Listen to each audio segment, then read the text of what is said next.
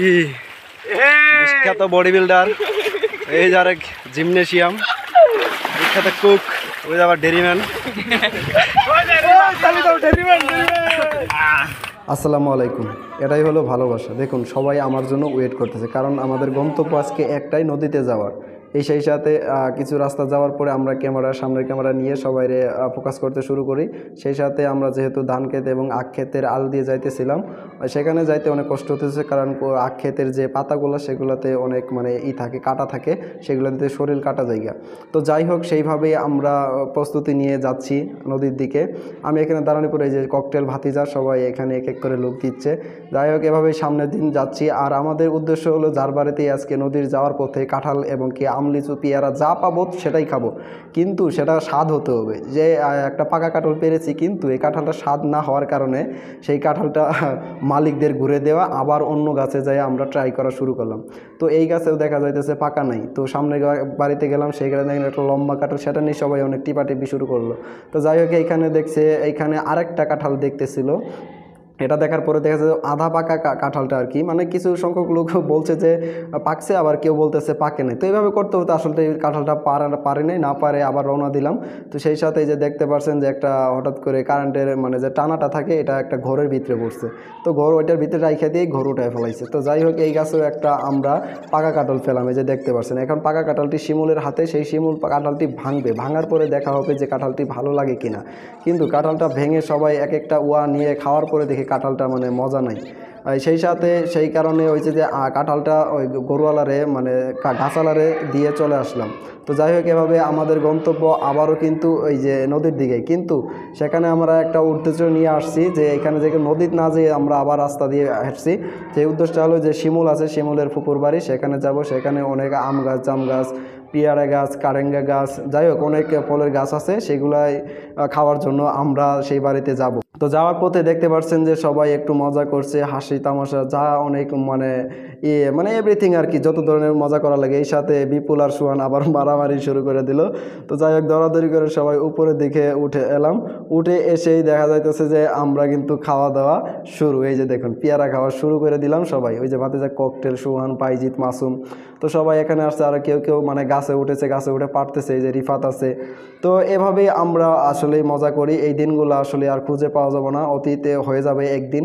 তাই ভিডিও করে রেখে দিচ্ছি, আমরা পরের প্রজন্ম যাতে ভিডিওগুলো দেখতে পারি। সেই সাথে সুহান পেয়ারা গাছে উঠে পেয়ারা পেরে দিচ্ছি। সেই সাথে আমার পায়ে কিন্তু বাধা আছে নেকড়া দিয়ে, কারণ আমার পা কেটে গেছে। তো তারপরেও আমরা নদীতে আসছি। সেই সাথে সবাই সাক্ষাৎকার দিচ্ছে যে কার কাছে পেয়ারাগুলো কেমন লাগছে, সেগুলি বলতেছে। কেউ বলে গুড, কেউ ভালো, কেউ ফাইন। সেই সাথে এগুলো বলতে বলতে সোহানরে হঠাৎ করে ফেলে দেয়। এবার বিপুল কবির বলতেছে, হঠাৎ করে ওইখানে দেখতে পাই একটা ফুফাতো ভাই হয়, ওকে সবাই টাইগার বলে ডাকে। ডাক দেওয়ার পর সাথে সাথে বলি কেড়ে পেনে মুচুস নাকি, ওদের দৌড়। হঠাৎ করে এই যে দেখতে পাচ্ছেন যে আবার সুহান কিন্তু কারেঙ্গা গাছ উঠা আবার কিন্তু যে ডাল দিয়ে পেলে নামছে। এবার সাজ্জাদ নিচ দিয়ে তাকে কারেল দিয়ে গুতাগুতি শুরু করে দিচ্ছে। সেই সাথে করতে করতে হঠাৎ করে দেখতে পাই যে এই যে পেয়ারা গাছ থেকে নেমে এই ককটেলে ধরছে চাইটা, ককটেল দিছে কাইন্দা। কারণ তার আবার একটা বদ অভ্যাস আছে, কোনো জায়গায় গেলেই কেউ একটা কিছু খোঁচা দিলেই সে কাইন্দা দেয়। এটা তার বদ অভ্যাস, সে কাঁদবেই, একবার হলেও কান্না করেই দেবে। তো যাই হোক, এভাবেই কান্না করতে করতে দেখা যাইতেছে যে বিপুল কবির আবারও আমরা পারা শুরু করে দিল। সেই আমরা পারতে পারতেই ককটেল ইতিমধ্যে উঠে দাঁড়িয়ে পড়লো, কিন্তু তার কান্না থামেনি এখনও। তার এটা অভ্যাস, যেহেতু অভ্যাসে পরিণত হয়ে গেছে, একটা আমরা পাইছি। তো এই যে দেখতে পাচ্ছেন কাঁঠাল অনেকগুলো ভাঙা, এগুলো খাইছি। খাওয়ার পরে এখন আমাদের গন্তব্য হলো নদীর দিকে যাওয়া। এই যে দেখেন, ওই যে সুহানা আর ওই যে মাসুম মারামারি করছে, সেই সাথে সাথে বাইজিৎকে একটু ধাক্কা দিচ্ছে। তো যাই হোক, ওইখানে কিন্তু আবার ককটেলকে একজন ধাক্কা দিয়ে ফেলে দেয়, কিন্তু ককটেল এবার কান্না না করে একটু হেসে দিচ্ছে। এটা দেখে সবাই খুশি, আমরাও খুশি। যাই হোক, এভাবে আবারও আমরা সামনের দিকে রওনা দিচ্ছি। রাস্তা কিন্তু শেষ হচ্ছে না, কারণ আমরা অনেক ঘুরে ঘুরে যাচ্ছি নদীর পাড় দিয়ে।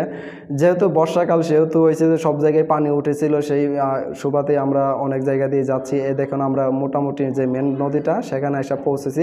তো এখানে আসার পর হঠাৎ করে সামনে নিয়ে আমি বলতেছি হাই গাইস। এই যে এখানে কিন্তু সাঁতার পানি, তো সাঁতার পানিতে কিন্তু আমি ক্যামেরাটা অনেক কষ্ট করে ধরে তারপরে একটা রোদের মধ্যে মাথাটা ঠান্ডা করে নামে, এরপরে অনেক কষ্ট করে কিনারে এসে সবার কাছে চলে আসলাম। এই যে আমার ককটেল ভাতিজা, কি বিখ্যাত বডি বিল্ডার, এই যার এক জিমনেশিয়াম, বিখ্যাত কুক, ওই আবার ডেরিম্যান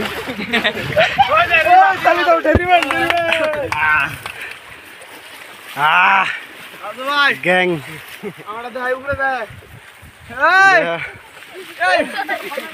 এই যে অটো দেখাবে দেখাবে এই যে একটা